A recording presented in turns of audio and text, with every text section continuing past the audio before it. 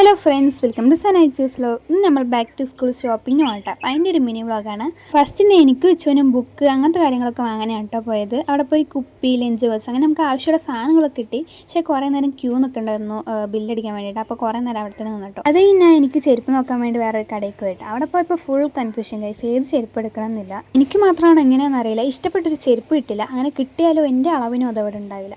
അങ്ങനെ കുറേ നേരത്തെ തെരച്ചതിന് ശേഷം എനിക്ക് അവിടെ നിന്ന് ചെരുപ്പൊക്കെ കിട്ടിയിട്ടുണ്ട്. അതൊക്കെ വാങ്ങി നമ്മൾ നേരെ വീട്ടിൽ പോകട്ടോ. എന്നിട്ട് നമ്മൾ ഉമ്മാനെ വിളിച്ചിട്ട് നേരെ എനിക്ക് വെച്ചിട്ട് ഡ്രസ്സ് എടുക്കാൻ വേണ്ടി നമ്മുടെ റെഡ് ബിൽക്ക് വന്നു. സാധാരണ നമ്മൾ ഇങ്ങനത്തെ ഒരു ഡ്രസ്സ് എടുക്കാൻ വേണ്ടി പ്ലാനൊക്കെ വെച്ചിട്ടാണ് പോയത്. പക്ഷേ ഇന്നൊരു ഐഡിയ ഇല്ലാണ്ടാണ് അങ്ങോട്ട് പോയത്. അങ്ങനെ കുറേ ഡ്രസ്സുകളൊക്കെ നോക്കി എനിക്ക് വെച്ചിന് ഒരേപോലത്തെ ഡ്രസ്സൊക്കെ എടുത്ത് നമ്മൾ ബില്ലടിച്ച് അവിടെ നിന്ന് ഇറങ്ങി കേട്ടോ.